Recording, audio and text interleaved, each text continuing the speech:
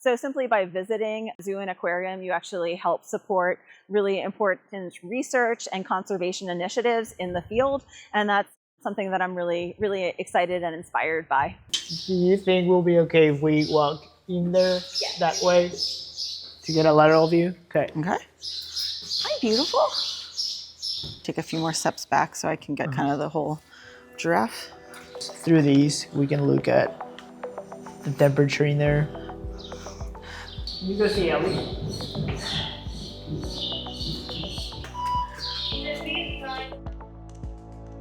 I specialize in giraffe, and that's what brought me to Tanganyika Park, since they have one of the biggest giraffe herds in the country.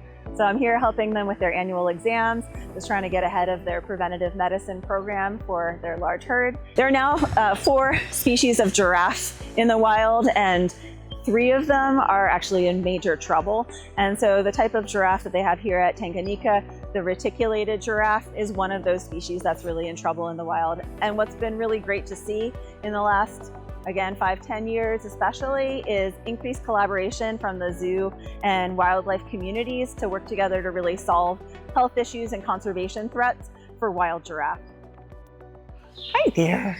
For facilities that you do come in and do the annual exams, like, are you going back to those facilities every year, or is it every 2 to 3 years to keep? I think every year is really depends? ideal. Okay. Like, you know, because then you can try to head things off at the pass. It's very unique that we have the number of giraffe that we have, and so being more proactive with their healthcare is a goal of ours, and kind of catching things early on, early detection, just like in people, right? Doing your preventative screenings, that's similar to what we're doing with the thermal imaging, so that we can kind of get an idea of, do we have some active cases, get a better look at what's going on. Use technology to our advantage, because these animals are very large. It's not like we can pick them up and put them on an exam table at a vet office. Trying to get an idea of what's going on with some active cases, especially in some of our older giraffe, or giraffe that are prone to joint issues or have had a history of joint issues. So it's just been very beneficial to have this imaging, and then obviously Dr. Lisa's vast experience taking care of and working with giraffe is a lot of knowledge, that just to bring that specialty to our team for a keystone species here at Tanganyika. So that way we're able to kind of monitor things over the course of time, if they're getting better, improving with therapies that we're doing, or maybe make some nutritional changes as well, add supplements, those kinds of things, to be proactive, husbandry changes that we can make to be proactive with some of those things. So it just kind of gives us a inside picture of stuff that might be going on that we can't see externally. Do a lateral, like facing straight on like this, like her body like parallel to the wall. Parallel to that wall. Yeah. I see. Okay. So for our giraffe annual exams, we talk about the history of each individual animal, about if there's any health concerns currently, and then we systematically look over the animal. We look at their hooves for overgrowth, we make sure that they're chewing normally, we make sure that they don't have any skin lesions, just kind of reviewing all the things that are going on. And then as a next step in that assessment, I actually use thermal imaging to look for areas where there might be infection, inflammation, potential health concerns to investigate further. So what it ends up looking like is the giraffe has to stand at a distance away from the camera within the barn. So we're out of the sunlight, out of the wind, out of the rain, and then we get a series of views from afar that help us really focus in on whether there could be an issue with a front foot or a back leg, or another joint in the animal. So the way the camera works is it helps you get a number for the surface temperature of any part of the body that you're looking at. And so black is colder and white is hotter, and there's a whole spectrum of temperatures in between. So if I have a leg that's more than 1 degree Celsius warmer than the other leg, that potentially could tell us that there's something significant going on with that animal. So we've had most of the animals that look really, really fantastic. It's fun to look at young growing animals because they have growth plates in their legs that are actively growing. She is warm at the fetlock, which is a pattern that we often see in young growing animals, where if they're still getting height, they have open growth plates that have a lot of blood supply to them. So we can see that with her. So we had a bunch of perfectly normal young animals that are clearly still going to get taller. Again, giraffe can be up to 18 feet tall, so they have a ways to go.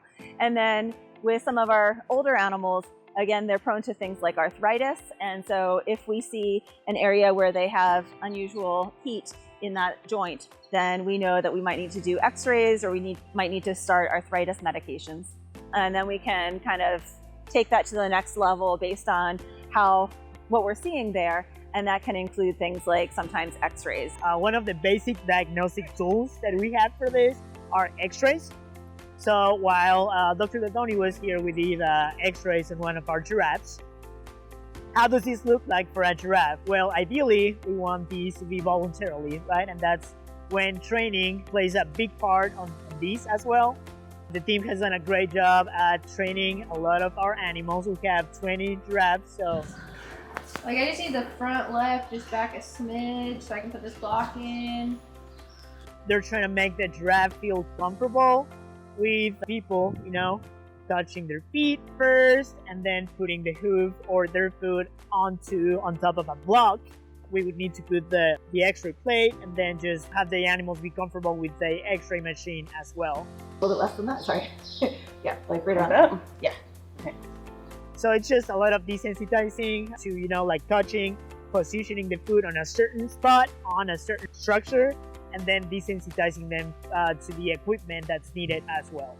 In zoos in the last 10-15 years, we've increasingly been using training to be able to do exams and diagnostics on giraffe and so many other animals. Giraffe are especially challenging because they're just so big and they can be complicated anesthetic patients. So the more that we can have the animals voluntarily participate in their own healthcare, the better it is for everyone. So the giraffe here are trained for the most part to come over, and some of them are trained for things like foot presents, which helps us really understand if there's an issue on the underside of the foot. And so that was something that was very helpful with doing these exams on the animals this week. We looked at a giraffe that had some mobility issues, and here at Tanganyika we have the PEMF unit that we have been using for a couple of years now on a couple different species at the park. So while Lisa Ladoni was here, she asked if we could maybe do one of those treatments on a giraffe that we were specifically looking at. And so right now she's receiving those magnetic waves through the hoof plate.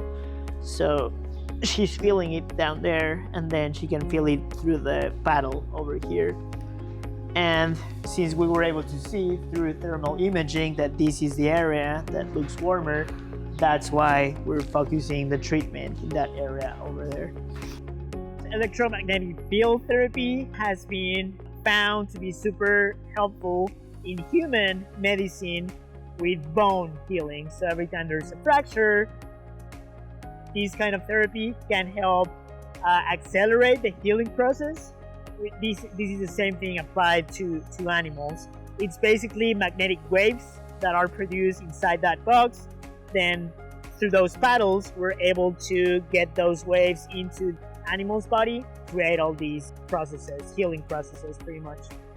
While she's here during our visit, she's going to go ahead and do some thermal imaging of a few other species that we do have some active medical cases or concerns going on. Again, so we kind of an internal image of what might be going on, because some of these animals it is harder to do veterinary care without sedation, and this allows us to be more hands-off and get some of those assessments done. We did do some imaging of our white rhinos yesterday. Nail and foot issues can happen in those species, especially here in Kansas. They have to be inside during the wintertime, and so being on concrete for long periods of time can sometimes cause some of those issues, but we did not see any. We do have some different types of substrate in our barn, so that is helpful. Those husbandry accommodations and environment that we have them in has been beneficial to keeping those common issues or concerns with their feet and nails from happening. So it was good to see that we're not seeing any early signs of any of it.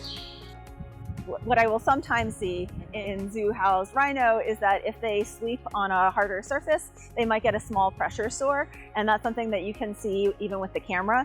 And I was really excited to see that none of the 4 rhinos that I looked at yesterday had any signs of, pressure sore abrasions, which was really good. So it's an opportunity just to make sure that again, the proactive care, the husbandry is on track, and it's helping these animals have good lives. I've been lucky to visit here a few times over the last few years, and I'm continuing to see great advancements in the care for the animals. And so the animals really look healthy from what I've seen and really well managed, and the team is very on top of making sure they're addressing any health issues in a very proactive way. So that's really fun to work with.